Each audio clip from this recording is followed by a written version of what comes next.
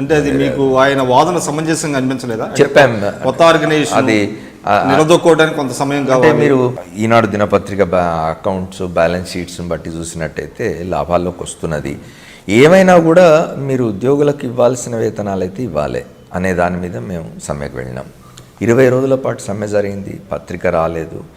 మేము హైదరాబాద్లో ఈనాడు కార్యాలయం ఎదుట ఒక శిబిరం వేసి 20 రోజుల పాటు శిబిరాన్ని నడిపినాం. చాలా మా మీద కేసులు పెట్టినారు, 2-3 పోలీస్ స్టేషన్లలో కేసులు పెట్టినారు. అప్పట్లో హైదరాబాద్ పోలీస్ కమిషనర్గా పవిత్రన్ అని ఉండేవారు. ఆయన అప్పుడు ముఖ్యమంత్రిగా ఉన్న జలగం వెంగళరావు గారు, మరి ఎంతవరకు నిజమో మనకు తెలియదు కానీ జలగం వెంగళరావు గారికి ఈనాడులో అప్పటికి వాటాలు ఉండేవి. ఆయన వారి భార్య మంగమ్మ గారి పేరు మీద వాటాలు ఉండేవి. సో రామోజీరావు గారు, జలగం వెంగళరావు గారు కలిసి మా సమ్మెను విచ్ఛిన్నం చేయడానికి 20 రోజుల తర్వాత రాత్రిపూట మా శిబిరాన్ని ఒక 100 మంది పోలీసులు చుట్టుముట్టి మా అందరిని అరెస్ట్ చేసి తీసుకుపోయి లోపల పెట్టి గేట్ తాళాలు బద్దలు కొట్టి తెరుచుకొని లోపలికి వెళ్ళి విజయవాడ నుంచి వర్కర్స్ తీసుకొచ్చి మళ్ళీ పత్రిక ప్రారంభించి ఇక్కడ కొద్దిమంది సెక్రటేరియట్ ఎంప్లాయీస్ని, కొంతమంది ఆఫీసులో తర్వాత మార్గదర్శి చిట్ ఫండ్ సంబంధించి, మార్గదర్శి ఫైనాన్స్ సంబంధించిన ఉద్యోగుల్ని వాళ్ళని అందరిని కూడా తీసుకొచ్చుకొని పని చేయించుకున్నారు. మమ్మల్ని అందరినీ ఒక 25 మందిని సస్పెండ్ చేసినారు ఆ సమ్మెలో. ఆ సస్పెండ్ అయిన వాళ్ళలో నేను కూడా ఉన్నా. అందరికంటే వయస్సులో చిన్నవాడిని నేను, నాకు 19 సంవత్సరాలు అప్పటికి. నాకంటే మీ కేసు చాలా కాలం నడిచినట్టుంది, దాదాపు 20 ఏళ్ళు కేసు నడిచిందండి. మీరు ఇక్కడ అంటే నేను లేను. దానికి చెప్పుకోవాల్సింది ఏమిటంటే నేను 25 మందిని సస్పెండ్ అయిన తర్వాత కొద్ది మందికి ఉద్యోగాలు వచ్చినాయి మాకు. అంటే నేను బయటకు వచ్చిన తర్వాత నాకు ఆంధ్రభూమి దినపత్రికలో ఉద్యోగం వచ్చింది. అంటే నేనే ప్రయత్నం చేసినాను మళ్ళీ. అంటే నాకున్న ఆర్థిక పరిస్థితి దృష్ట్యా తప్పనిసరిగా ఉద్యోగం చేయాల్సిన పరిస్థితి ఉండింది. అందుకని నేను మళ్ళీ ప్రయత్నం చేసుకుంటే నాకు ఆంధ్రభూమిలో గోరా శాస్త్రి గారు సబ్ ఎడిటర్గా ఉద్యోగం ఇచ్చినారు కొన్ని మాసాల్లోనే. అప్పుడు నేను సస్పెన్షన్ దాని నుంచి తొలగిపోయి ఉద్యోగానికి రాజీనామా చేసినాను ఈనాళ్ళు. అలాంటి వాళ్ళు ఇక్కడ జాయిన్ అవ్వడం కోసం అక్కడ రాజీనామా చేసి తప్పనిసరిగా అక్కడ రాజీనామా చేయండి, ఇక్కడ జాయిన్ కావడానికి లేదు. అది నైతికంగా సరైనది కాదు. కొంతమంది ఏం చేసినారంటే వేరే చోట చేరి కూడా ఇక్కడ రాజీనామా చేయకుండా ఈ స్ట్రగుల్, ఈ లీగల్ బ్యాటిల్ అవుతుందో అది నడిపిస్తూ వచ్చినారు. రత్నమాల గారు కూడా బయట పార్ట్ టైంగానే చేరినారు. చాలా మంది పార్ట్ టైం గెలిచారు కేసు అని అదే చెప్తున్నాను నేను. కొంతమంది ఏమో పూర్తి స్థాయి ఉద్యోగులుగా చేరి కూడా ఈనాడుకు రాజీనామా చేయకుండా ఈ లీగల్ బ్యాటిల్ కొనసాగించినారు.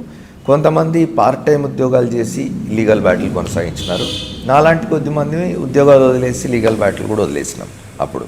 అయితే ఆ లీగల్ బ్యాటిల్ దాదాపు 20 సంవత్సరాలు గడిచి ఒక 20 మంది వరకు. అయితే సుప్రీంకోర్టులో మాకు అనుకూలంగా తీర్పు వచ్చేసరికి దాదాపు ఒక 3-4 చనిపోయినారు అప్పటికే. ఈ మిగిలిన వాళ్ళలో ఒక 14-15 మందికి ఈ మొత్తం ఈ 20 ఏళ్ల కాలపు బ్యాక్ వేజెస్, తర్వాత రీఇన్స్టేట్మెంట్ కూడా. అంటే ఈ సమ్మె జరిగిన తర్వాత ఇన్ని ఏళ్ల పాటు వాళ్ళు ఖాళీగా ఉన్నందుకు వాళ్ళకు జీతాలు, ఇంక్రిమెంట్లు, బోనస్లు కట్టి ఇవ్వడము, మళ్ళీ వాళ్ళకు ఉద్యోగాలు ఇవ్వడం అనేది జరిగింది. సో అది ఈనాడు చాలా పెద్ద హిస్టారికల్, అది ఒక చారిత్రక విజయం. అది భారతదేశంలోని వార్తాపత్రికల పరిశ్రమలో అదొక పెద్ద విజయంగా భావించాలి. ఒక చారిత్రక ఘట్టంగా నిలిచిపోతుంది చరిత్రలో. సో ఎవరైతే వాళ్ళు లీగల్ బ్యాటిల్ చేశారో వాళ్ళకి ఏపీడబ్ల్యూజే సపోర్ట్ చేసిందండి. సంఘం యూనియన్ వాళ్ళతో ఉండేది. యూనియన్ లోపల ఉన్న ఎంప్లాయీస్ యూనియన్ వాళ్ళంతా బయటకు వచ్చినారు. అందరం కలిసి చేసిన పోరాటం ఇది. అయితే ఆంధ్రప్రదేశ్ వర్కింగ్ జర్నలిస్టుల యూనియన్ కొంత మేరకు ఆర్థిక సాయం కూడా ఎంత పెద్ద యూనియన్ల దగ్గర డబ్బే ఉండదు కదా, ఆర్థిక సాయం పెద్ద చేయలేకపోయినా కూడా మారల్గా నిలబడింది, యూనియన్ వాళ్ళతో నిలబడింది. తర్వాత గెలిచిన వాళ్ళందరికీ కూడా ఉద్యోగాలు ఇచ్చినారు. వాళ్ళకు బొంబాయి వేసినారు, వాళ్ళని ఢిల్లీ వేసినారు, వాళ్ళని రాజమండ్రి వేసినారు. సరే చాలా వరకు ఎవరు ఉద్యోగాలు చేరలేదు, బ్యాక్ వేస్ అని తీసుకొని ఉద్యోగాలు మానేసినారు. కానీ చాలామందికి లక్షల రూపాయల్లో లాభం జరిగింది. అంటే ఇది ఖచ్చితంగా న్యూస్ పేపర్ ఇండస్ట్రీ. అయితే ఇవాళ ఆ ఉదాహరణ చూపించి కూడా అడిగే పరిస్థితి లేదు. ఎందుకంటే ఇవాళ న్యూస్ పేపర్ ఇండస్ట్రీ కానీ మీడియా కానీ ఇవాళ మొత్తం అంతా కాంట్రాక్ట్ పద్ధతుల్లో నడుస్తుంది కాబట్టి అవి చూపించిన ప్రయోజనం లేదు ఇవాళ. కానీ చాలా కాలం వరకు ఏదైతే మీరు చెప్పారో పాలేకర్ అవార్డు ఇంప్లిమెంటేషన్ కోసం ఇది అంటే ఈనాడు ఉదంతం ఒకటి బాగా ఉపయోగపడినట్టుందండి. తప్పనిసరిగా ఇప్పుడు ఈనాడు అనేది ఒక ఉదాహరణగా నిలిచిపోతుంది.